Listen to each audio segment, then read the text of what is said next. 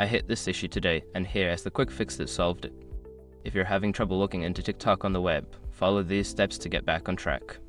Step 1. Check your internet connection. Make sure your internet connection is stable. A weak or intermittent connection can prevent you from logging in. Step 2. Clear your browser cache. Go to your browser settings and clear the cache and cookies. This can resolve issues caused by outdated or corrupted data. Step 3. Update your browser. Ensure that your web browser is up to date. An outdated browser may not support TikTok's login process. Step 4. Disable browser extensions. Some extensions can interfere with website functionality. Temporarily disable them to see if it resolves the login issue. Step 5. Try a different browser. If the issue persists, try logging in using a different web browser. This can help identify if the problem is browser-specific. If you follow these steps, you should be able to resolve the login error on TikTok Web. Don't hesitate to reach out if you need more help.